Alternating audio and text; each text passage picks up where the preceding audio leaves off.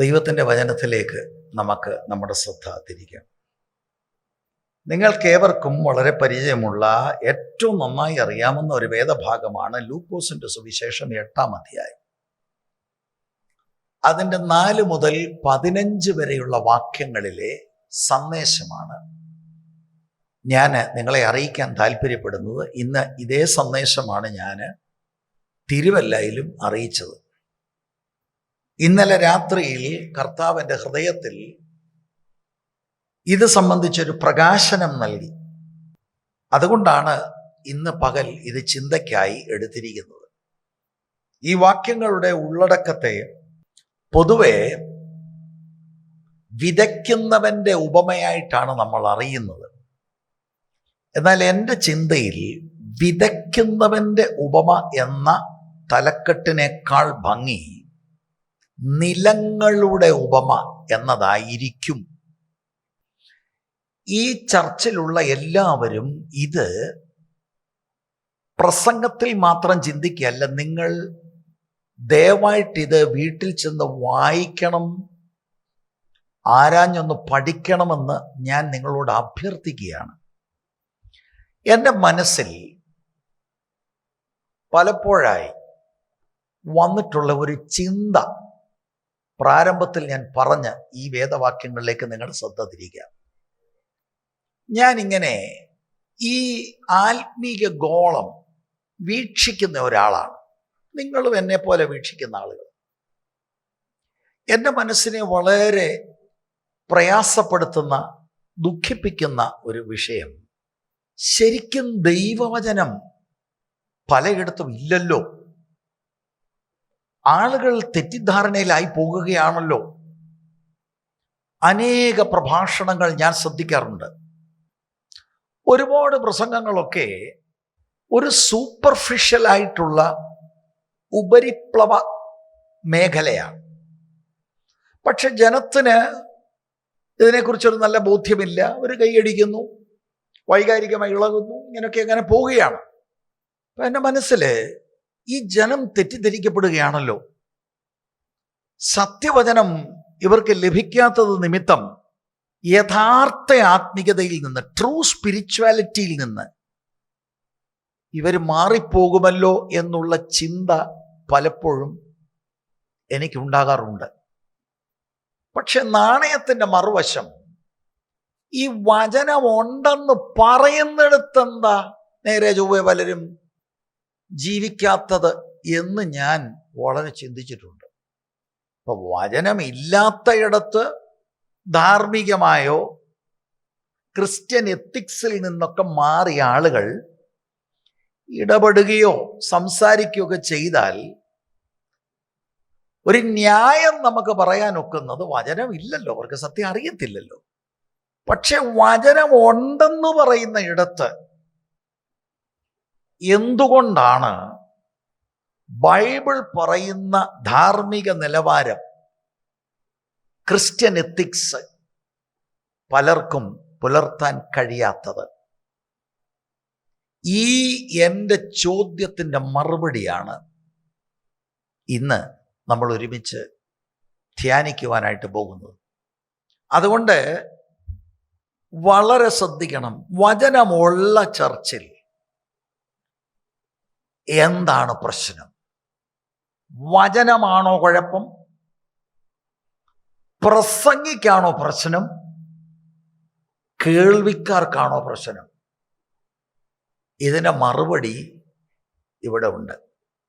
കൃത്യമായി ഒരു ഗ്രീക്കിലും പോകണ്ട, കൃത്യമായി കർത്താവ് ഈ വിഷയം പഠിപ്പിച്ചിട്ടുണ്ട്. അപ്പോൾ റെഡിയാണല്ലോ? ഇതൊരു ഉപമയാണ്. എന്തുകൊണ്ടാണ് ചരിത്രത്തിൽ ഇത്ര ശ്രേഷ്ഠമേറിയ സുവിശേഷം ആളുകൾ കേട്ടിട്ടും ആളുകൾ ഈ സുവിശേഷത്തെ സ്വീകരിക്കാതെ തിരസ്കരിക്കുന്നത് എന്നത് കർത്താവ് ഈ ഉപമയിലൂടെ നമ്മളെ മനസ്സിലാക്കി തരികയാണ്. ഇത് നമ്മൾ മനസ്സിലാക്കിയാൽ സുവിശേഷം ഇവിടെ ധാരാളം ആളുകൾ പറയുന്നുണ്ട്. ട്രാക്റ്റിലൂടെ ആയിരിക്കാം, പ്രസംഗമായിരിക്കാം, വ്യക്തിപരമായിരിക്കാം.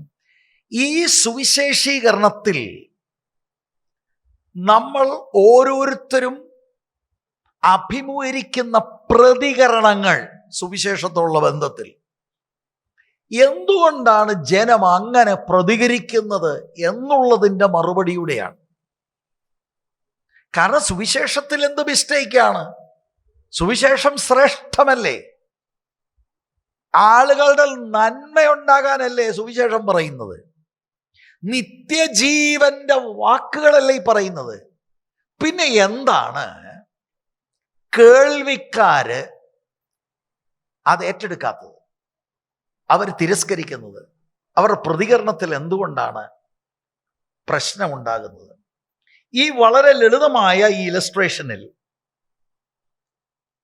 കർത്താവിന് മുഖ്യമായി പറയാനുള്ളത് സുവിശേഷത്തോടുള്ള മനുഷ്യരുടെ സ്വീകാര്യതയെക്കുറിച്ചാണ്. കർത്താവ് ഈ ഒരു ഉപമയിൽ വളരെ കൃത്യമായിട്ട് പറയുന്നത് സുവിശേഷ സന്ദേശത്തിലല്ല പ്രശ്നം. വചനത്തിനൊരു കുഴപ്പമില്ല, സന്ദേശത്തിലല്ല പ്രശ്നം. നമ്മൾ ഉപയോഗിക്കുന്ന ശൈലിയല്ല പ്രശ്നം. അല്ല പാസ്റ്റർ കുറച്ചുകൂടെ ഒരു ധൃതി പറഞ്ഞായിരുന്നെങ്കിൽ എല്ലാവരും ഏറ്റെടുത്തേനെ. അതല്ല പ്രശ്നം. ധൃതിയിൽ പറയോ, പഠനശൈലിയിൽ പറയോ, ഇതൊന്നുമല്ല വിഷയം. കർത്താവ് വളരെ വ്യക്തമാക്കുന്നുണ്ട്. പ്രധാന വിഷയം ശ്രോതാക്കളുടെ ഹൃദയത്തിൻ്റെ അവസ്ഥയാണ് നിർണായകമാകുന്ന ഘടകം. വിതയ്ക്കപ്പെടുന്ന വചനമല്ല, വിതയ്ക്കുന്ന ആളല്ല, കേൾവിക്കാരുടെ ഹൃദയ നിലവാരമാണ് അവർ തിരസ്കരിക്കാനുള്ള പ്രധാന ഘടകം. 4 നിലങ്ങളെക്കുറിച്ച് പറയുന്നത് മനുഷ്യന്റെ ഹൃദയത്തിൻ്റെ 4 അവസ്ഥകളാണ്. ഇതെല്ലാ കുഞ്ഞുങ്ങളും എല്ലാ പ്രിയപ്പെട്ടവരും മനസ്സിലാക്കണം. ഞാൻ ഏതാണ്ട് ഉണ്ടാക്കി പുതിയതേതോ കണ്ടുപിടിച്ച് ഓർക്കും വെളിപ്പെടാത്തതൊന്നും അല്ല പറയുന്നത്. നമ്മുടെ വേദപുസ്തകത്തിലുള്ള കാര്യമാണ്. എടുത്ത് കർത്താവ് പറഞ്ഞ കാര്യം ഞാൻ നിങ്ങളോടൊന്ന് പറയുന്നു എന്ന് മാത്രമേ ഉള്ളൂ. വളരെ കൃത്യമായിട്ട് കാര്യം ഞാൻ പറയാം. എൻ്റെ മോൻ എന്തോ ഒന്ന് പറഞ്ഞിട്ടൊന്നുമില്ല. ഇനിയിപ്പം അതിൻ്റെ ഉത്തരം തരാൻ പോവാ. അല്ല, എൻ്റെ മോളോട് ഞങ്ങൾ എപ്പോഴും അങ്ങ് പറയും ഒന്നും. ഇപ്പം ഞാൻ ഉത്തരം പറയാൻ പോവാ. ഞാനല്ല, കർത്താവ് പറഞ്ഞ വാക്ക് ഞാൻ എടുത്തു പറയാൻ പോവുക. അങ്ങോട്ട് പോകുന്നതിന് മുമ്പ് രണ്ടാമത് എനിക്ക് പറയാനുള്ളത് നിങ്ങൾ ശ്രദ്ധിക്കണം. കർത്താവ് യേശുക്രിസ്തുവിന്റെ ശുശ്രൂഷയിലൊക്കെ ഒരുപാട് അനാലജികൾ കർത്താവ് പറയുന്നുണ്ട്. എന്നാൽ സന്ദർഭം പരിശോധിച്ചാൽ ഈ ഉപമ ഒരു വഴിത്തിരിവാണ് കർത്താവിൻ്റെ ശുശ്രൂഷയിൽ. ഇത് കഴിഞ്ഞ് എല്ലാ ഉപമകളിലാണ് ഇടപെടുന്നത്. അതിൻ്റെ കാരണം എന്താണ്? അതിൻ്റെ കാരണം വളരെ ലളിതമായിട്ട് ഞാൻ പറയാം. പൊതുവെ ആളുകൾ ഉപമകളെക്കുറിച്ച് ചിന്തിച്ചിരിക്കുന്നത് ആളുകൾക്ക് മനസ്സിലാകുന്ന നിലയിൽ ലളിതമായി പറഞ്ഞു കൊടുക്കാനായിട്ടുള്ള പാരബിൾ, ഉപമ എന്നാണ്. ഉപമ എന്ന് പറഞ്ഞാൽ സ്വർഗരാജ്യത്തിലെ വിലയേറിയ കാര്യങ്ങൾ മനുഷ്യർക്ക് പെട്ടെന്ന് ഐഡന്റിഫൈ ചെയ്യാൻ കഴിയുന്ന ലളിത കാര്യങ്ങളിലൂടെ അത് പറയുക. അപ്പൊ ഇതെല്ലാവർക്കും മനസ്സിലാകാൻ വേണ്ടിയാണ് എന്നതാണ് നമ്മുടെ ധാരണ. പക്ഷെ വേദപുസ്തകം പറയുന്നത് അതിന് ഓപ്പോസിറ്റ് ആയിട്ടുള്ള കാര്യമാണ്. ഇത് കേൾവിക്കാർക്ക് മനസ്സിലാകരുത്. അതിനാ കർത്താവ് ഈ ഉപമ കഴിഞ്ഞ്, ഈ ഉപമ ഒരു വഴിത്തിരിവാണ്. ഈ ഉപമയോടുള്ള ബന്ധത്തിൽ തന്നെ കർത്താവിനോട് ചോദിക്കുന്നുണ്ട്, എന്തിനാണ് അങ്ങ് ഉപമകളിൽ സംസാരിക്കുന്നത്? കർത്താവായ യേശുക്രിസ്തുവിനെ തിരസ്കരിച്ച യഹൂദന് ദൈവരാജ്യത്തിന്റെ മർമ്മം ഇനിയും വേണ്ട. എന്നാ പിന്നെന്തിനാ ഇത് പറയുന്നത്? ഇത് അന്വേഷിക്കുന്ന ശിഷ്യന്മാർക്ക് പൊരുൾ വെളിപ്പെടുത്തി കൊടുക്കും. എന്ന് പറഞ്ഞാൽ ഇതിന്റെ അർത്ഥം എന്താ? എന്ന് പറഞ്ഞാൽ ഇതിന്റെ അർത്ഥം, പുരുഷാരം വരുന്നുണ്ട്, അവരുടെ മേലുള്ള ദൈവത്തിന്റെ ന്യായവിധിയാണിത്. ഹൃദയം കഠിനപ്പെടുമ്പോൾ ഈ കാര്യം ഓർത്തോണം. കർത്താവ് അതിശക്തമായി ശുശ്രൂഷിച്ചു. അവർക്ക് ആ ശുശ്രൂഷ ഇഷ്ടമല്ല, അത്ഭുതം ഇഷ്ടമാണ്. അവിടുന്ന് പറയുന്നത് വേണ്ട. ആ നിലയിൽ അവരുടെ ഇടയിലേക്ക് അയച്ച അവരുടെ മശയായെ അവർ തിരസ്കരിച്ചു എന്ന കാരണത്താൽ ഇനിയും വേണ്ട. What a tragedy. This is sort of a judgment on the people. ഇതാണ് നമുക്ക് കാണാൻ കഴിയുന്നത്. ശരിക്കും ഉപമ പറഞ്ഞിട്ട് ഉപമയെ വിശദീകരിക്കുന്നില്ലെങ്കിൽ ഉപമകൾ കടങ്കഥകളാണ്, മനസ്സിലാകത്തില്ല. ഇതിനകത്ത് അന്തർലീനമായി കിടക്കുന്ന ദൈവരാജ്യത്തിന്റെ സത്യങ്ങളെ കർത്താവ് മറയ്ക്കുകയാണ്. ഇസ്രായേലിന്റെ മേൽ ന്യായവിധി വരികയാണ്. അവരുടെ ഇടയിലേക്ക് അയക്കപ്പെട്ട മെസ്സിയ പറയുന്നത് അവർക്ക് മനസ്സിലാകത്തില്ല. ഇവിടെ ഇരിക്കുന്ന എൻ്റെ വാത്സല്യ സഹോദരി സഹോദരന്മാരെ, ഇത് നിങ്ങൾ മനസ്സിലാക്കണമെന്ന കാര്യം ഞാൻ നിങ്ങളോട് അഭ്യർത്ഥിക്കുകയാണ്. ഇഷ്ടം പോലെ വചനമാണ് കർത്താവ് പറഞ്ഞത്. പക്ഷേ ശുശ്രൂഷയിലെ ഒരു നിർണായക സമയം കഴിഞ്ഞിട്ട് പിന്നെ നോ മോർ. അവർക്ക് പിന്നെ മനസ്സിലാവില്ല. സ്വകാര്യമായി വന്ന് കർത്താവിനോട് ചോദിക്കും ഇതിന്റെ അർത്ഥം എന്താന്ന്. ആ സമയത്ത് he will explain it to his disciples. ശിഷ്യന്മാർക്ക് മാത്രമേ ഇതിന്റെ പൊരുള് മനസ്സിലാക്കുന്നുള്ളൂ. ഞാൻ ഈ പറഞ്ഞ കാര്യം മർക്കോസിന്റെ സുവിശേഷം 4-ാം അധ്യായത്തിന്റെ 10 മുതൽ 12 വരെയുള്ള വാക്യം. അനന്തരം അവൻ തനിച്ചിരിക്കുമ്പോൾ അവനോട് കൂടെയുള്ളവർ 12 ആ ഉപമകളെക്കുറിച്ച് ചോദിച്ചു. അവരോടവൻ പറഞ്ഞു, ദൈവരാജ്യത്തിന്റെ മർമ്മം നിങ്ങൾക്ക് നൽകപ്പെട്ടിരിക്കുന്നു. പുറത്തുള്ളവർക്കോ സകലവും ഉപമകളാൽ ലഭിക്കുന്നു. വന്ന് അന്വേഷിക്കുന്നവരുണ്ട്, പുറത്തുള്ളവരുണ്ട്. പുറത്തുള്ളവർക്ക് ഉപമകൾ.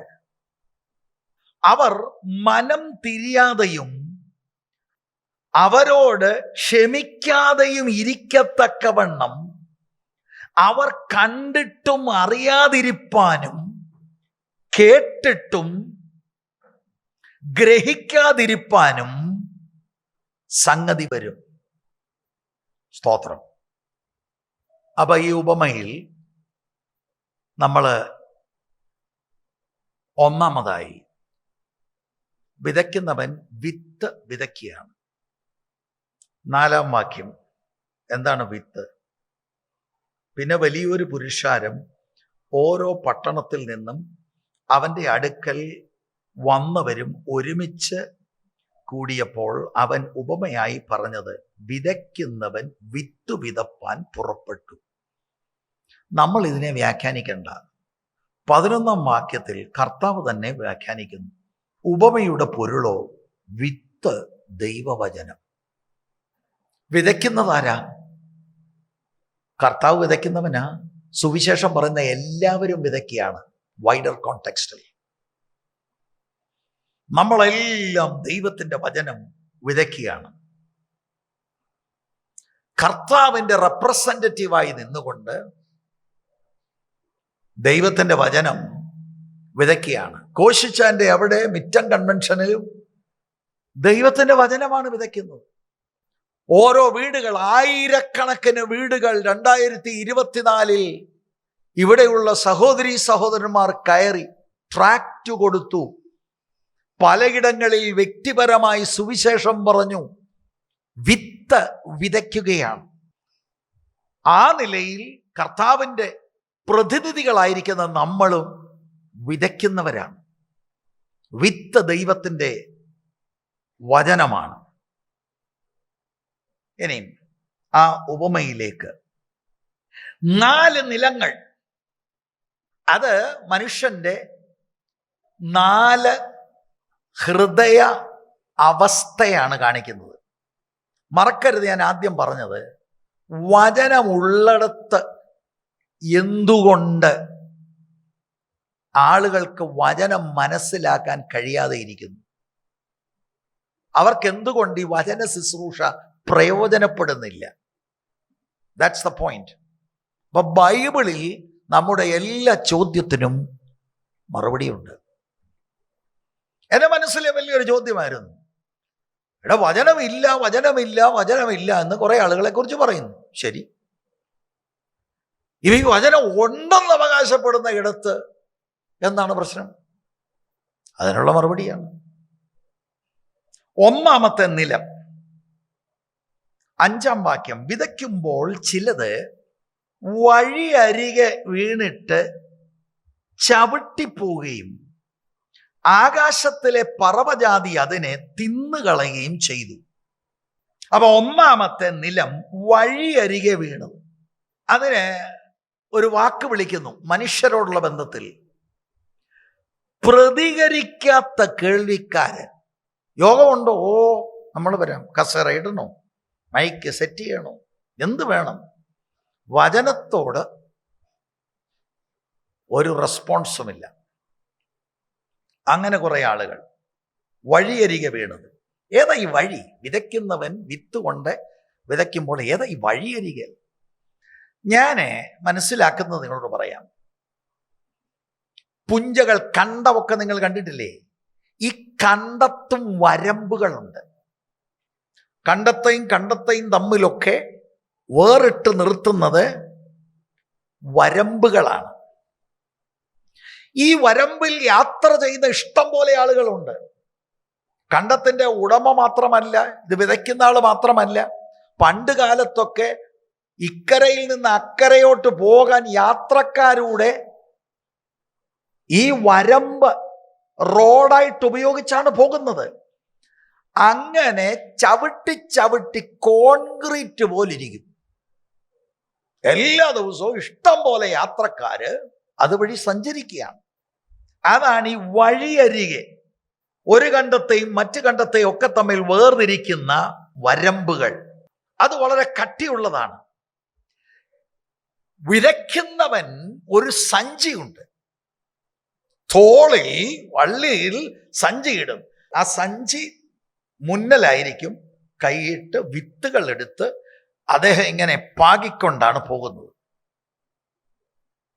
ഇങ്ങനെ പാകുമ്പോൾ ഈ വരമ്പിൽ വിത്തുകൾ വീഴും. ഈ വിത്ത് അതിൻ്റെ കാഠിന്യ നിമിത്തം ആളുകൾ നടന്ന് ഉറപ്പിച്ച ഈ നടപ്പാതകളിൽ വീഴുന്നത് ആഴത്തിലോട്ട് ഇറങ്ങി ഇത് കിളിർക്കയില്ല. ഇതിങ്ങനെ ഉന്നം വെച്ച് വിതയ്ക്കുന്നവന്റെ പുറകിൽ പറവകളുണ്ട് ഇത് കൊത്തിക്കൊണ്ട് പോകാൻ. അപ്പൊ ഇതിന്റെ വ്യാഖ്യാനം, കാരണം ഈ വിത്ത് അകത്ത് പോയെങ്കിലേ, കഴിഞ്ഞ ആഴ്ചയിലും വിത്തിനെ കുറിച്ചും ഒക്കെ ആകട്ടോ. കഴിഞ്ഞ ആഴ്ചയിൽ എന്ത് വരുന്നു? ഗോതമ്പ് മണി നിലത്ത് വീണ് ഇപ്പം ഓർമ്മ വരുന്നു. അപ്പൊ ഈ ആഴ്ചയിലും വിത്താണ്. അപ്പൊ ഇത് ചാകണമെങ്കിൽ ഇത് അകത്തോട്ട് പെനട്രേറ്റ് ചെയ്യണം. ഇത് പക്ഷെ പറ്റത്തില്ല, ഇത് പുറത്തു കിടക്കുകയാണ്. അങ്ങനെയുള്ളപ്പോഴാണ് ഈ പറവകൾ വന്ന് ഇത് കൊത്തിക്കൊണ്ട് പോകുന്നത്. കർഷകൻ വിതയ്ക്കുന്നവൻ സ്ഥലം വിടാൻ നോക്കിയിരിക്കുക, ഇത് പൊക്കിക്കൊണ്ട് പോകും. അപ്പൊ എന്താണ് കർത്താവ് ഇതിനെക്കുറിച്ച് വ്യാഖ്യാനിക്കുന്നത്? വേറെ എങ്ങും പോകണ്ട, കർത്താവ് തന്നെ പറയുന്നുണ്ട്. സത്യമാണോ പാസ്റ്ററെ? അയ്യോ ആന്നു, 12-ാം വാക്യത്തിലുണ്ട്. വഴിയരികെ ഉള്ളവർ കേൾക്കുന്നവരെങ്കിലും.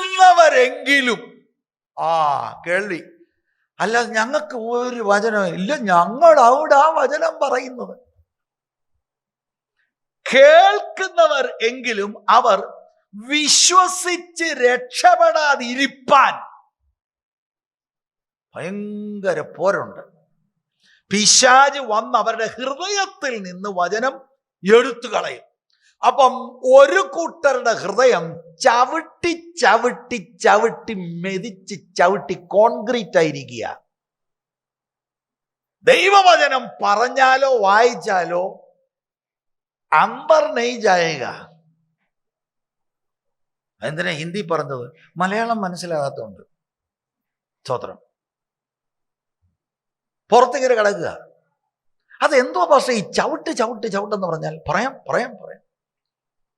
ഞങ്ങൾ നേരത്തെ അവിടെ ആയിരുന്നു, അപ്പൊ അവിടുത്തെ കുറെ സംഭവമുണ്ട്. അതിനു മുമ്പ് ഞങ്ങൾ വേറെ ഒരിടത്തായിരുന്നു, അവിടുത്തെ കൊണ്ട് കുറെ സംഭവം. പിന്നെ ഞങ്ങൾ ഇന്നലെയും കണ്ട് യൂട്യൂബിൽ എല്ലാ സംഭവങ്ങളും ഇട്ട് ചവിട്ടി ഉണ്ടാക്കിയിരിക്കുക. മനസ്സിലായോ? നല്ല ചവിട്ടി മെതിച്ചിരിക്കുക. പണ്ട് പഠിച്ചതും കൊച്ചിലേ പഠിച്ചതും ചിലരൊക്കെ എഴുതുന്ന സാധനം ഞാൻ കൊച്ചിലേ തൊട്ടേ, അത് വലിയ പാടാ. അങ്ങനെ പല ഫിലോസഫികൾ, പല തത്വചിന്തകൾ, അവരും ഇവരും പലരും എല്ലാം പറയുന്നതെല്ലാം കൂടി ഇപ്പൊ അടിഞ്ഞുകൂടി ചവിട്ടി ചവിട്ടി എന്ത് ചെയ്യുക? ഒരു പരുവത്തില ഔത്തല ഇപ്പോ സുവിശേഷത്തിന്റെ വിത്ത് വീണിരിക്കുന്നത്. താഴോട്ട് പോകത്തില്ല. കാരണം ഇരിക്കുമ്പോഴേ പറയുന്നത് ഇത് അടുത്ത പോയിന്റ് നമുക്കറിയാമല്ലോ. ഇത് ആദ്യത്തെ അല്ലേ പറഞ്ഞു, ഇപ്പൊ നാലാമത്തെ ഞാൻ പറയാമല്ലോ. ഉണ്ടോ? അപ്പൊ ഇതിങ്ങനെ നോക്കുന്ന ഒരാളുണ്ട്. എടാ, ഇത് അകത്തോട്ട് പോയിട്ടില്ല, കൊത്തിക്കൊണ്ട് പോകണം. ശത്രു ഉന്നം വെക്കുന്ന പിശാചിന്റെ പോരാട്ടം നിങ്ങൾ കണ്ടോ? ദൈവവചനത്തിൽ നിന്ന് അത് ഗ്രഹിക്കാതിരിപ്പാൻ. അതിന്റെ കാരണം എന്താ? അവർ വിശ്വസിച്ച് രക്ഷപ്പെടാതിരിപ്പാൻ. വിശ്വാസത്താലാണ് രക്ഷ, ക്രിസ്തുവിലുള്ള വിശ്വാസത്താൽ. ഇത് അകത്തോട്ട് വീണ് കിളിർത്ത് പ്രയോജനപ്പെടും, ആള് രക്ഷപ്പെടും, ദൈവ ഭരണത്തിന്റെ കീഴിലാകും. സംഭവിക്കാതിരിക്കാൻ കേൾക്കുമ്പോ തന്നെ ഒരുപാട് തത്വങ്ങളും കാര്യങ്ങളും ഒക്കെ മനസ്സിൽ ഇങ്ങനെ പോരാടുക. ഇതവിടുന്ന് പറക്കിക്കൊണ്ട് പോകും. ഇതേ കാര്യം മത്തായിയുടെ സുവിശേഷം 13:19 ഒരുത്തൻ രാജ്യത്തിന്റെ വചനം കേട്ട് ഗ്രഹിക്കാഞ്ഞാൽ, ലൂക്കോസിൽ പറയുന്നത് വഴിയരികിലുള്ളവർ കേൾക്കുന്നവരെങ്കിലും അവർ വിശ്വസിച്ച് രക്ഷപ്പെടാതിരിക്കാൻ. ഇവിടെ പറയുന്നു രാജ്യത്തിന്റെ വചനം. മർക്കോസ് 4:15 വചനം വിതച്ചിട്ട് വഴിയരികെ വീണത്. ഇതെല്ലാം കൂടെ കൂട്ടി വെച്ചാൽ സുവിശേഷം, രാജ്യത്തിന്റെ വചനം, സുവിശേഷം. ദൈവരാജ്യത്തിലേക്ക് എങ്ങനെയാ പ്രവേശിക്കുന്നത്? ദൈവത്തിന്റെ വചനം, സുവിശേഷ സത്യങ്ങൾ. ദുഷ്ടൻ വന്ന് അവന്റെ ഹൃദയത്തിൽ നിന്ന് വിതയ്ക്കപ്പെട്ടത് എടുത്തു കളയും. അപ്പം ഹാർഡായിട്ടുള്ള, പെനട്രേറ്റ് ചെയ്യാൻ കഴിയാത്ത ഈ വഴിയരികിൽ വീണ വിത്ത് സിംബലൈസ് ചെയ്യുന്നത് സുവിശേഷം കേൾക്കുന്ന ഈ വ്യക്തി അയാളുടെ ഹൃദയം ഒരുക്കപ്പെടാത്തതായതുകൊണ്ട് ആ സുവിശേഷത്തെ, വചനത്തെ തട്ടി തെറിപ്പിക്കും, തിരസ്കരിക്കും, റിജക്റ്റ് ചെയ്യും. ദൈവവചന സത്യത്തിന് വിപരീതമായി ഹൃദയം കഠിനപ്പെടും. അങ്ങനെ കഠിനപ്പെട്ടിരിക്കുന്ന ആളുകൾ ഇവിടെ വന്ന് ഈ വചനമൊക്കെ കേട്ടാൽ ഒരു മാറ്റവും വരത്തില്ല. ഇത് യേശു പറയുമ്പോൾ പുരുഷാരം യേശുവിന്റെ ചുറ്റിനുമുണ്ട്. യേശുവിന്റെ വചനം കേട്ടിട്ട് മാറാത്ത ടീമുകളാണ് 25%. യേശു ആ ക്രൗഡിനെ വിവേചിക്കുകയാണ്. 4 തട്ടിൽ എന്ന് പറഞ്ഞാൽ 100 എടുത്താൽ 25 ഇങ്ങനെ ഹാർഡൻഡാണ്. രാജ്യത്തിന്റെ വചനം കേട്ടു, അവർ ഹാർഡ് ഹാർട്ടഡ്, സ്റ്റിഫ് നെക്ഡ് ആണ്. എന്ന് പറഞ്ഞാൽ ഒരിക്കൽ പോലും ഹൃദയമാകുന്ന വയല് പാപബോധം, കുറ്റബോധം കൊണ്ട് ഉഴുത് മറിച്ചിട്ടില്ല. ഹാർഡാ. സ്വയനീതിയാണ് എല്ലാത്തിനും. സ്വന്തമായി വിധിച്ചിട്ടില്ല, തങ്ങളെ തന്നെ ഒന്ന് ശോധന ചെയ്തിട്ടില്ല, ഒരിക്കൽ പോലും കുറ്റബോധവും വന്നിട്ടില്ല, മാനസാന്തരവും വന്നിട്ടില്ല. പുറത്ത് സ്വോത്രം ഒക്കെ പറയുമെങ്കിലും ആന്തരികമായ അകത്ത് there is no change. New ലൈഫിലും അങ്ങനെയാണ്, യേശുവിൻ്റെ ഓഡിയൻസിലും അങ്ങനെയാണ്. അതുകൊണ്ട് അയ്യോ ഇവിടെ ഇത്രയും വചനമുണ്ട്, ആരും ഒന്നും കേൾക്കുന്നില്ലേ? അങ്ങനാ യേശു പറഞ്ഞിട്ട് ചേഞ്ച് ഇല്ലായിരുന്നു. 25%. യേശുവിൻ്റെ വചനം തന്നെയല്ലേ നമ്മൾ ഇവിടെയും പറയുന്നത്. ഇവരോട് ദൈവകൃപയുടെ കാര്യം പറഞ്ഞാൽ അത് വിഷയമല്ല. എന്നാൽ പ്രസംഗി മാറ്റുക, എപ്പോഴും കൃപ പറഞ്ഞാൽ ഇവന്മാരെ ചെയ്യ ന്യായവിധിയുണ്ട്, അത് പുള്ളിക്ക് വിഷയമല്ല. കൃപയുടെ കാര്യം പറഞ്ഞാലും വിഷയമല്ല, ന്യായവിധിയുടെ കാര്യം പറഞ്ഞാലും വിഷയമല്ല. പിള്ളേരൊക്കെ ഇപ്പൊ കൂളാ. എന്താണ്? എവിടെ പോവും? നരകത്തിൽ പോവും. നരകം യൂറോപ്പിൽ പോകുന്ന മട്ടില്ല. അങ്ങനെ എന്നോട് ഒരാൾ പറഞ്ഞു, അതിന് നരകത്തിൽ പോവും എന്ന് പറഞ്ഞ അങ്ങ് യൂറോപ്പിൽ പോവും. എന്താ കാര്യം? നമ്മൾ മനസ്സിലാക്കുന്നില്ല, നമ്മുടെ കുഞ്ഞുങ്ങൾ ഉൾപ്പെടെ they have hardened their heart. അവർക്ക് ഈ വചനം പ്രയോജനം ചെയ്യത്തില്ല. സാക്ഷാൽ യേശു, the greatest preacher ever, he preached and the Jews rejected him. സ്തോത്രം. നമുക്ക് നമ്മുടെ ഹൃദയത്തിൽ ഇത് ഉണ്ടായാൽ the Lord have mercy on you. അത്ഭുതകരമായ കാര്യം പറയാം. ഇങ്ങനെ ഹാർഡ് ഹാർട്ടും ഇതൊക്കെ സുവിശേഷ വിരോധികൾ ആയിരിക്കും. അല്ല, നിരീശ്വരവാദികളാ. അവരെ ഒന്നും നമുക്ക് തിരിക്കാം. പാസ്റ്റർ എന്തോ പ്രസംഗിച്ചാലും അവരെ തിരിക്കാൻ ഒക്കത്തില്ല. ഞാൻ നിങ്ങളോട് പറയാം, അവര് തിരിഞ്ഞാലും നിങ്ങളിൽ ചിലർ തിരിയത്തില്ല. അയ്യോ അങ്ങനൊക്കെ ഞങ്ങളോടങ്ങ് പറയാതെ. യേശുവിൻ്റെ ഓഡിയൻസ് നിങ്ങൾ നോക്ക്. മതഭക്തരായ ഫരീസയനും ശാസ്ത്രിയും സദ്ദൂക്യനും. എന്താ? മതഭക്തരാണ്.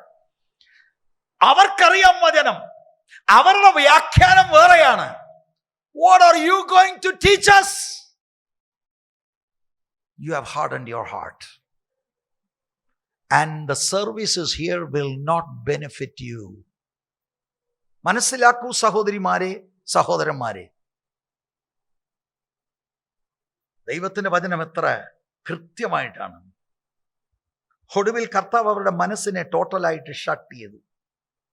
അവസാനം ഈ ഭക്തരാണ് ദൈവത്തിൻ്റെ പുത്രനെ കൊന്നുകളഞ്ഞത്. ഈ ഭക്തർ, അവര് കാത്തിരുന്ന മശിയായെ അവരുടെ കൈകൾ കൊണ്ട് തന്നെ ജാതി ആളുകൾ കേൾപ്പിച്ചു കൊന്നുകളഞ്ഞു.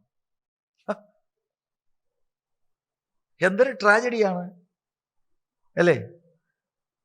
ഇങ്ങനെ മനസ്സ് ഷട്ട് ചെയ്ത് ദൈവത്തിൻ്റെ വചനം പെനട്രേറ്റ് ചെയ്യാത്തത് കൊണ്ട് ആ വചനങ്ങൾ ഒരു നിലയിലും ഫലം കായ്ക്കാതെ പിശാച് അതിനെ എടുത്തു കളയും, മാറ്റിക്കളയും. അവരുടെ ശ്രദ്ധ അതിൽ നിന്ന് തിരിക്കും. അപ്പൊ നമ്മൾ മനസ്സിലാക്കണം, ഈ പുള്ളിക്ക് വചനത്തിന് എന്തോ കുഴപ്പമുണ്ടായത് കൊണ്ടല്ല, വചനം പറഞ്ഞ ആളിൻ്റെ ഡെലിവറിയിൽ വന്ന പ്രശ്നമല്ല, ആ വ്യക്തിക്കാണ് പ്രശ്നം.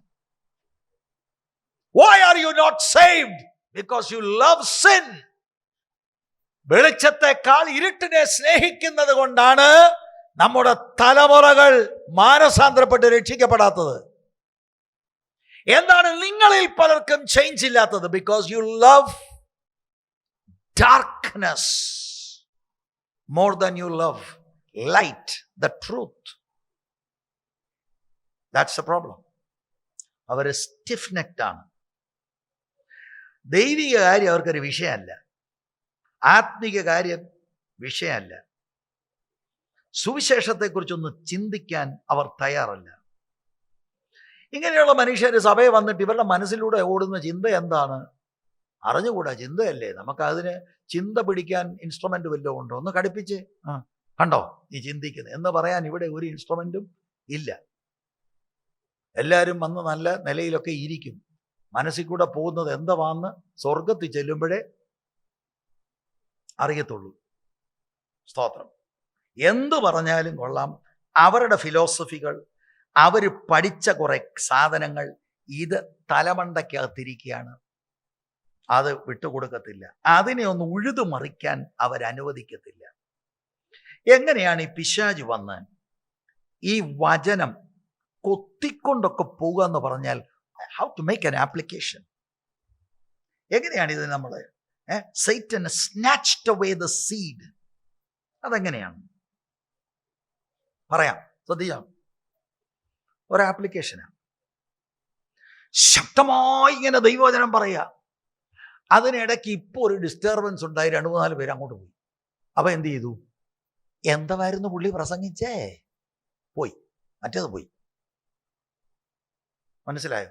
അതുകൊണ്ട് കാര്യമായിട്ട് എന്തെങ്കിലും ഒരു മെസ്സേജ് വരുമ്പോഴത്തേക്ക് എന്തെങ്കിലും നമ്മളൊരു സംഭവം ഒപ്പിക്കും. ഒന്നും വേണ്ട, ഈ പിള്ളേർക്ക് ചില രോഗികളുടെ കൂട്ട് അങ്ങോട്ടൊന്ന് ഓടുന്ന കാണാം. എന്താ? പ്രത്യേകിച്ചൊന്നുമില്ല. അപ്പോഴത്തേക്ക് എല്ലാവരും ഒന്ന് ഡിസ്റ്റർബ്. അപ്പോഴത്തേക്ക് എന്തായിരുന്നു നമ്മൾ പഠിച്ചു വന്നേ? അയ്യോ എന്തായിരുന്നു? ലൂക്കോസും മാർക്കോസും എല്ലാം വായിച്ചു. എന്തായിരുന്നത്? എല്ലാം പോയി. കണ്ടോ? യോഗം അങ്ങോട്ട് കഴിഞ്ഞു. അപ്പോഴാരാണ്ടൊരു തമാശ പറഞ്ഞു. എല്ലാവരും കൂടെ ഒന്ന് ചിരിച്ചു. വീട്ടിൽ ചെന്നപ്പോൾ അയ്യോ ഇന്നെന്തുവായിരുന്നു? പക്ഷെ ആ ലാസ്റ്റ് പറഞ്ഞത് അതയ്യോ എന്ന് പറഞ്ഞാൽ വണ്ടി ഓടിക്കാൻ വയ്യാത്ത പോലെ ചിരിക്കുക. വീട്ടിൽ ചെന്ന് കഴിഞ്ഞപ്പം വചനം എന്ത് ചെയ്യേ? കൊത്തിക്കൊണ്ടുപോയി. വേറെ കുറെ ആളുകൾക്ക് ഏതെങ്കിലും ഒരു കുട്ടി പുറകിലിരുന്ന് കരഞ്ഞാ മതി. ആരുടെ കൊച്ചായിരുന്നത്? എടാ ഒന്നുമല്ലല്ലോ, ഇത് ലൈവായിട്ട് പോകുന്നതല്ലേ. അതും പോയി. വിതയ്ക്കുന്നവൻ എവിടാ? വിത്തന്തിയെ പോയി. ഇതാണ് പലർക്കും പറ്റുന്നത്. യൗവനക്കാരെ ഉൾപ്പെടുത്തിക്കൊണ്ട് ഞാനൊരു കാര്യം പറയാം.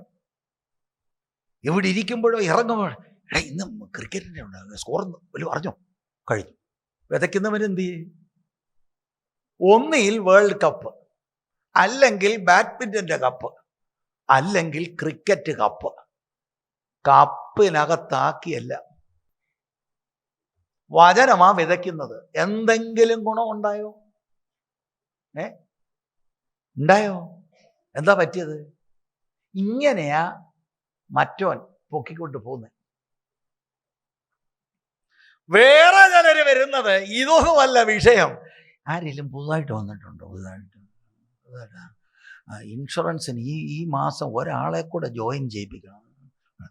ഇവിടെ വിതയ്ക്കുന്നവൻ പറഞ്ഞാൽ എന്നാ, വിത്ത് പറഞ്ഞാൽ എന്നാ, ഉള്ളിക്ക് ഒരാളെ വേണം ഇൻഷുറൻസിന് കയറ്റാൻ. മനസ്സിലാകുന്നുണ്ടോ?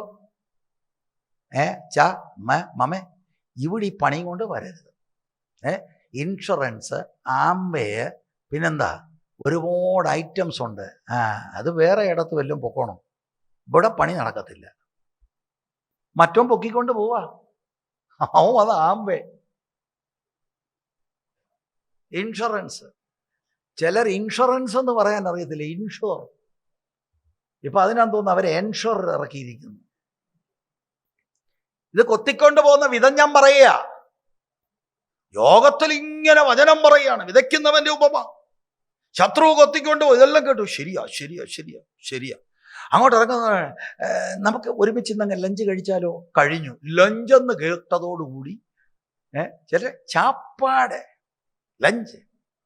പിന്നെ എന്താ ഇന്ന് രാവിലെ എവിടാ നിൽക്കുന്നതൊന്നും അറിയത്തില്ല. പോയി. ഹൃദയം ഒരുക്കപ്പെടണം. പ്രാർത്ഥനയോടെ വരണം. പഠിക്കാൻ വരണം. ഇത് എബി ഉപദേശയുടെ ഉപദേശമല്ല, ദൈവത്തിൻ്റെ മാറ്റമില്ലാത്ത വചനമായി ഇത് സ്വീകരിച്ചാൽ ആത്മാവ് ഹൃദയത്തിൽ മാറ്റങ്ങൾ കൊണ്ടുവരും. Praise the Lord. കണ്ടോ പറവ പൊക്കിക്കൊണ്ട് പോകുന്നത്? Hard and ഹാർട്ടാ. സ്വീകരിക്കത്തില്ല. കുറ്റബോധമില്ല, പാപബോധം വന്നില്ല. ഹാർഡൻഡാ. സ്തോത്രം. ഇറങ്ങുമ്പോൾ ബിസിനസ് സംബന്ധമായിട്ടൊരു 2 കാര്യം കൂടെ. ഇന്നലെ ഇച്ചിരി കച്ചവടം, ഒരു ചെറിയ പമ്മലായിരുന്നു. അപ്പോൾ അത് പേടിക്കണ്ട, നമ്മൾ അങ്ങനെ ചെയ്യണം ഇങ്ങനെ ചെയ്യണം. അപ്പോൾ അതൊന്ന് 2 ജാക്കിയൊക്കെ കൊടുത്ത് നമ്മളങ്ങ് സന്തോഷിച്ച്, ശരി നാളെ വിളിക്കണേ. ഇന്നെന്തായിരുന്നു വചനം? എന്തായിരുന്നു? വിതയ്ക്കുന്നു. എന്തുവായിരുന്നു?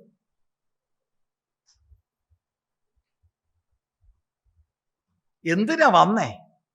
22 വർഷമായിട്ട് ദൈവവചനമാ.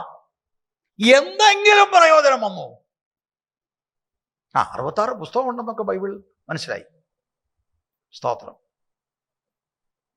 കണ്ടോ, ഇങ്ങനെ ഒരു നിലം. വിതയ്ക്കുമ്പോൾ ചിലത് വഴിയരികെ വീണിട്ട് ചവിട്ടിപ്പോവുകയും ആകാശത്തിലെ പറവജാതി അതിനെ തിന്നുകളയുകയും ചെയ്യുന്നു. വേറെ ഒരു വിഷയം കൂടെ, പിശാച് കബളിപ്പിക്കുന്ന ഒരു വിഷയം. യൂട്യൂബ് ഉള്ളത് കൊണ്ട് ഇഷ്ടം പോലെ ആളുകളുടെ കേൾക്കുക. ഫേമസ് ആളുകൾ പോലും പറയുന്ന ചില ശുദ്ധ വിഡ്ഢിത്തരങ്ങളുണ്ട്. അവർ ഫേമസ് ആയതുകൊണ്ട് വേദവാക്യമായിട്ട് നമ്മൾ സ്വീകരിക്കും. ഇങ്ങനെയുള്ള ഫോൾസ് ടീച്ചിങ് നമ്മുടെ മനസ്സിൽ സ്ഥാനം പിടിച്ചാൽ വലിയ പ്രശ്നമാണ്. അത് സായിപ്പാട്ടെ, ഇന്ത്യക്കാരനാകട്ടെ. ചില ആളുകൾക്ക് സായിപ്പ് പറയുന്നത് വേദവാക്യം, ബൈബിൾ ഇല്ലേലും കാര്യമില്ല, നമ്മുടെ സായിപ്പ് പറഞ്ഞത്. അങ്ങനെയല്ല. How Satan ഡിസീവ്സ്. ഈ ദുരുപദേശകരിലൂടെ ആത്മീക വ്യാജങ്ങൾ കടത്തിവെച്ച്, ദൈവവചനത്തിന്റെ സത്യങ്ങൾക്ക് വിപരീതമായത് കടത്തിവെച്ച് ഹൃദയത്തെ വശീകരിക്കുന്നു, വഞ്ചിക്കുന്നു. ഈ ഒരു വിധത്തിലൂടെയാണ് പിശാച് ആളുകളെ കളിപ്പിക്കുന്നത്, വിതയ്ക്കപ്പെട്ടത് അവര് മാറ്റുന്നത്. സ്തോത്രം. ഇങ്ങനെയുള്ള ഒരുപാട് കാര്യങ്ങളുണ്ട്. അവർ വിശ്വസിച്ചാൽ അവർ രക്ഷപ്പെടും. അവർ വിശ്വസിച്ച് രക്ഷപ്പെടാതിരിപ്പാൻ പിശാച് വന്ന് അവരുടെ ഹൃദയത്തിൽ നിന്ന് വചനം എടുത്തു കളയും. വ്യക്തിപരമായി ദൈവവചനം കേട്ട് ക്രിസ്തുവിൽ അർപ്പിക്കുന്ന വിശ്വാസത്താലാണ് ദൈവരാജ്യത്തിലേക്കുള്ള പ്രവേശനവും ദൈവരാജ്യത്തിലെ ഓരോ സന്ദേശങ്ങൾ, ഓരോ പ്രിൻസിപ്പിൾസ്, നിയമങ്ങൾ ആത്മാവിൻ്റെ ശക്തിയോടെ പാലിക്കാനും കഴിയുന്നു. കഴിഞ്ഞ കോട്ടേജ് മീറ്റിങ്ങിനും നമ്മൾ ലൂക്കോസിന്റെ സുവിശേഷം 6-ാം അധ്യായത്തിൻ്റെ 46 മുതൽ 49 വരെയുള്ള വാക്യങ്ങൾ,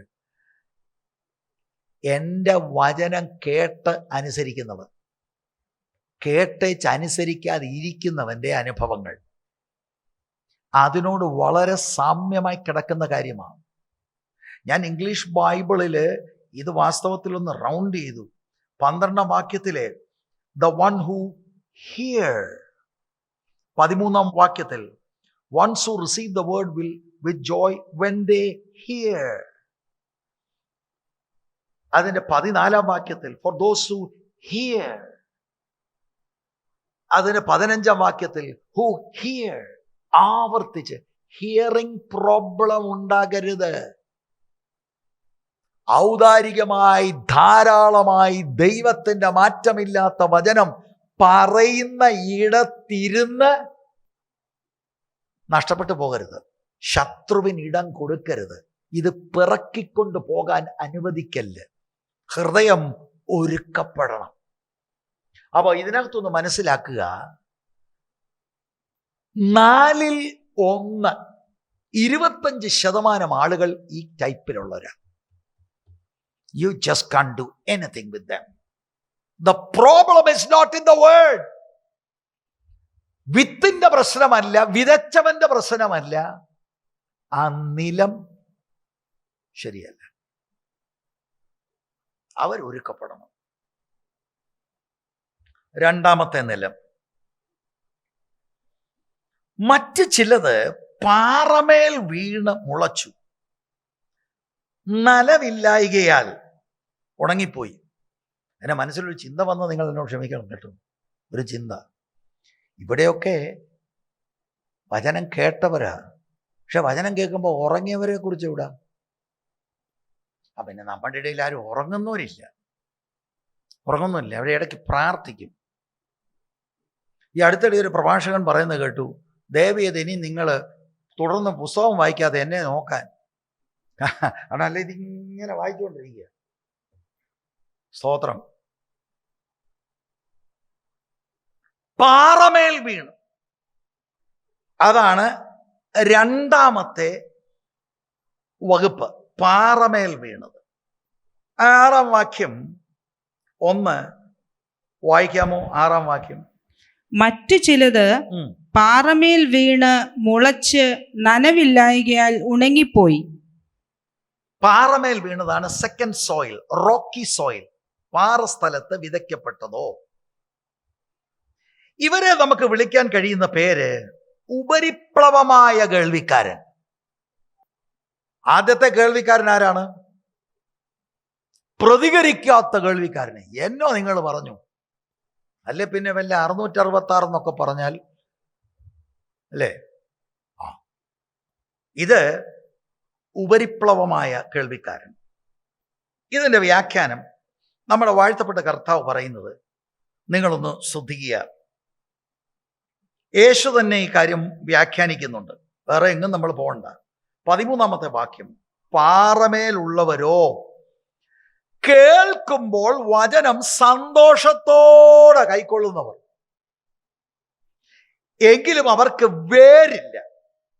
അവർ തൽക്കാലം വിശ്വസിക്കുകയും പരീക്ഷാ സമയത്ത് പിൻവാങ്ങിപ്പോവുകയും ചെയ്യുന്നു.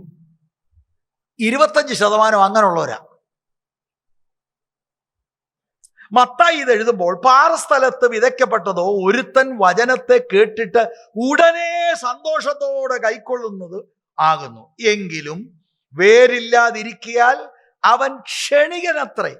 വചനം നിമിത്തം ഞെരുക്കമോ ഉപദ്രവമോ നേരിട്ടാൽ അവൻ ക്ഷണത്തിൽ ഇടറിപ്പോകുന്നു. ഇതാണ് കർത്താവ് പറയുന്ന വ്യാഖ്യാനം. അപ്പൊ പാറസ്ഥലത്ത് വിതയ്ക്കപ്പെട്ടത് വചനം കേൾക്കുമ്പോൾ സന്തോഷിക്കും എന്ന് പറഞ്ഞാൽ ഈ ആള് ഒരു റെസ്പോൺസും ഇല്ല, കൈയഴിവില്ല, ഒന്നുമില്ല, ഇങ്ങനെ. കാരണം അവന്റെ ഹൃദയ ഹാർഡൻഡ.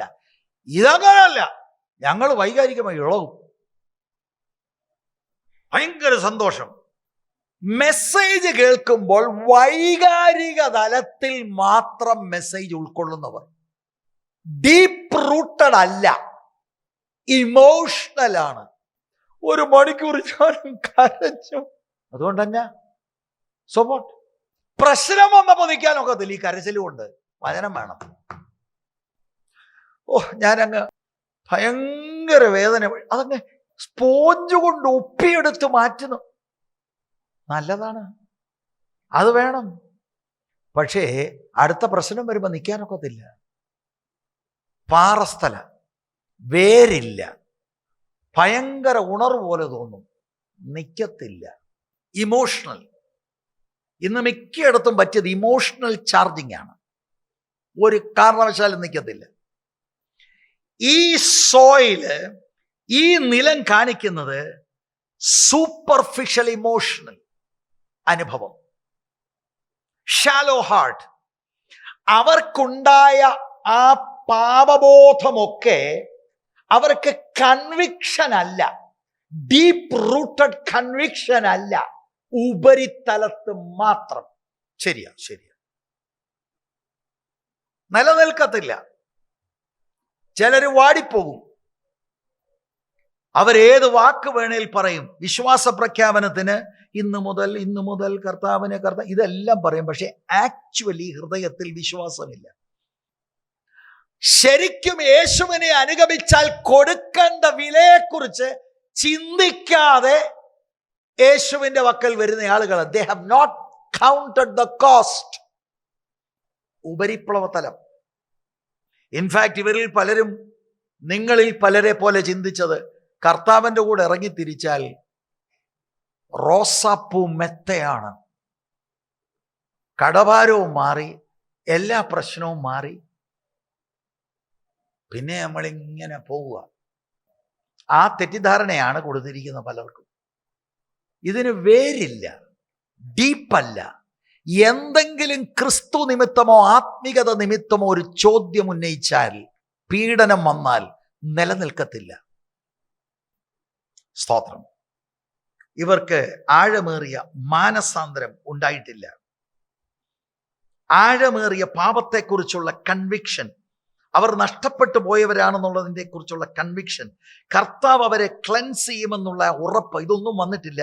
ഇമോഷണൽ എക്സ്പീരിയൻസിൽ മാത്രം അവർ പരിമിതപ്പെട്ടിരിക്കുകയാണ്. അങ്ങനെ സഭയിൽ വന്ന് കൂടിയവരാണ്.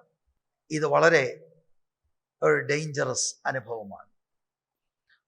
ഇത് ചിന്തിക്കുക, ഈ ആള് വചനം കേട്ടയാളാ, കൈ കൊട്ടിയാളാ, പക്ഷെ വൈകാരിക തലവാ. നമ്മൾ ഓർക്കുന്ന ഈ കൈകൊട്ടല്ല എന്താ,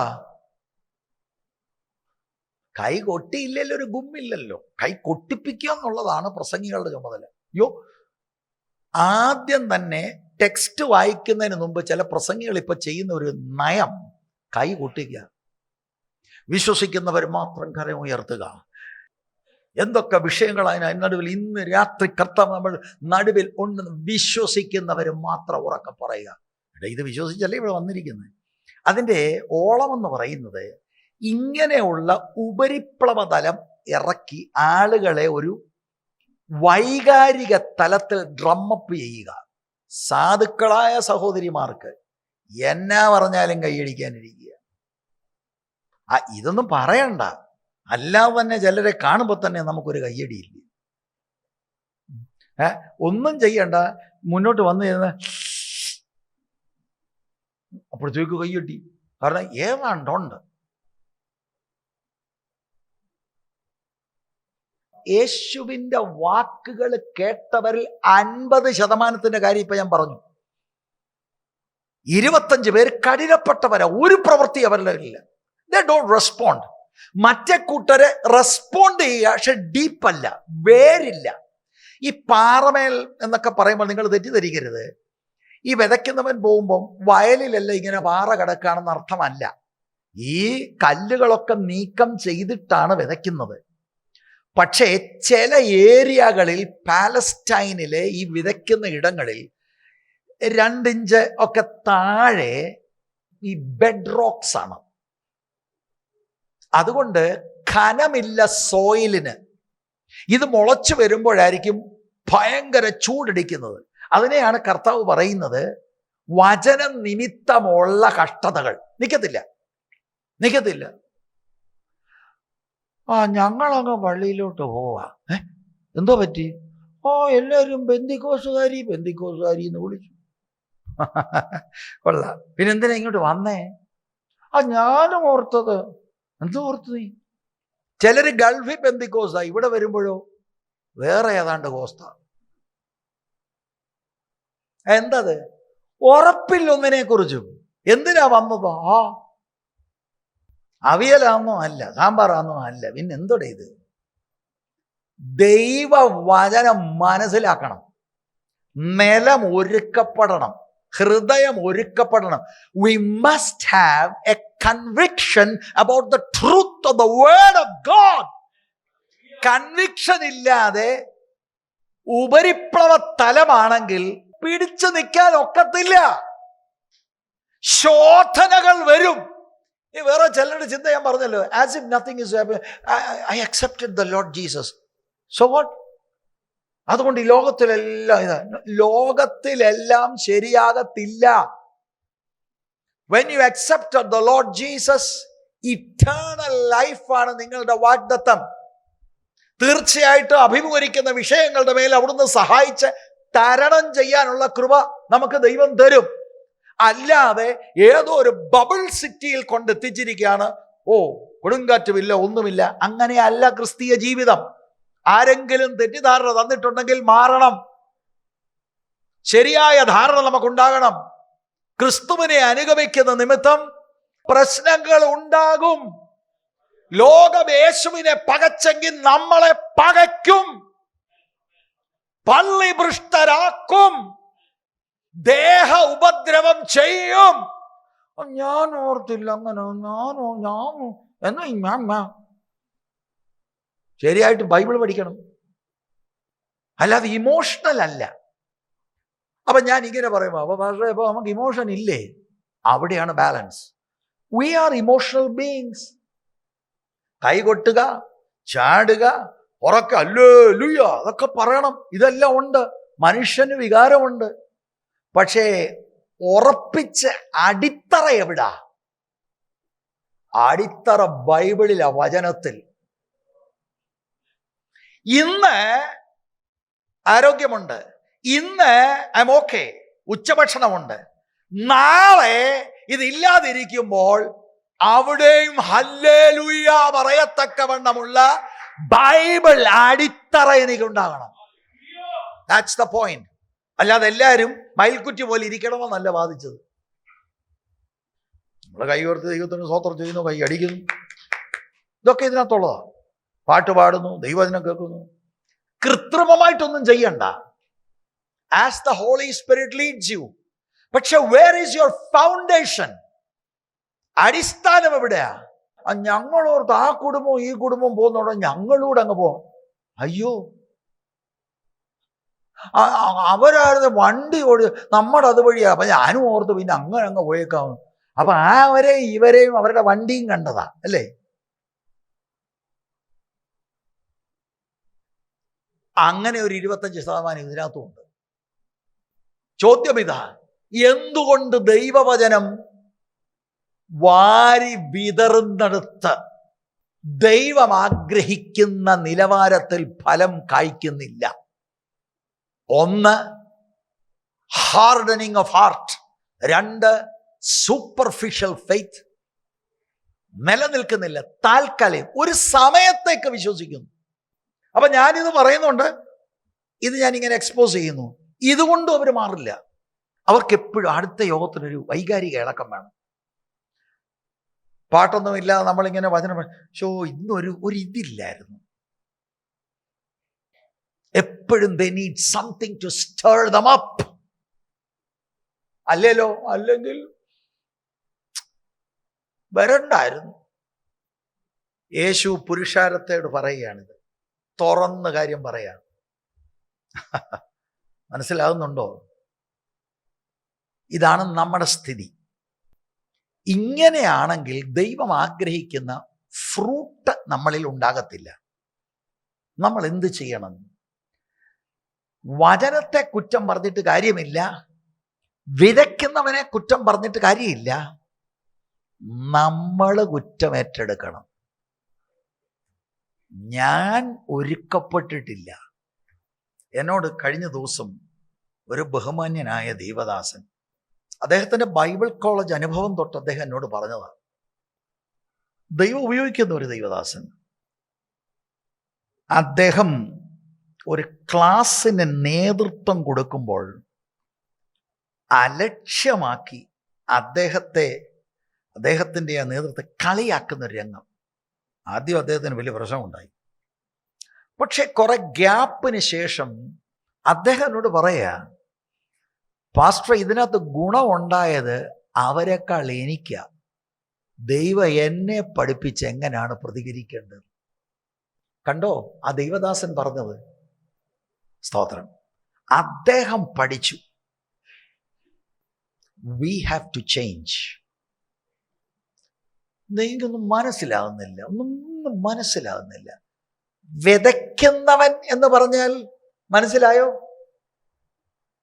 ഇല്ലേ? അത് മനസ്സിലായോ? വിതയ്ക്കുന്നവൻ, വിത്ത് മനസ്സിലായോ? ഓ, നിങ്ങൾ ഭയങ്കര PhD-ക്കാർ, ഇത്രയും രണ്ട് മനസ്സിലായി. രണ്ട് ഹൃദയ നിലവാരം. ഒന്നാമത്തേതാരാണ്? കഠിനപ്പെട്ടു, ഒത്തിരി നോളജ് ഉണ്ട്, ആട്ട് പറയുക, ഇത് പറയുക, എത്തിസ്റ്റ് പറയുന്ന, മറ്റേ ഫിലോസഫി, മറ്റേ സോക്രട്ടീസ് ഒന്നും ഇങ്ങനൊന്നും അല്ല പറഞ്ഞത്. വലിയ വലിയ വലിയ കാര്യങ്ങളാണ്, വലിയ കാര്യങ്ങൾ എല്ലാം മനസ്സിലുണ്ട്. ഇതൊക്കെ എന്താടേ ഒരു പുച്ഛമായി. പറവകൾ കൊത്തിക്കൊണ്ട് പോകും, അറ്റൻഷൻ ഇല്ല, എന്തെങ്കിലും ഒരു ചെറിയ കാര്യം മതി. അതാണ് ഒരു പുള്ളി. മനസ്സിലായോ? ഇല്ല. ഓ, ഗ്രീക്ക് വേണം. ശരി, അടുത്ത പ്രാവശ്യം ഞാൻ അതുകൂടെ നോട്ട് ചെയ്തുകൊണ്ട് വരാം, കാരണം അത്ര പാണ്ഡിത്യം. രണ്ടാമത്, പാറ സ്ഥലത്ത് വീണത്. അതാരടി കുഞ്ഞെ? പാറ സ്ഥലത്ത് വേരില്ല, പക്ഷേ ഇട്ടപ്പോഴൊരു എന്താ ഒരു ചാട്ടം. ആ പാട്ടുമൊക്കെ പാടൂ.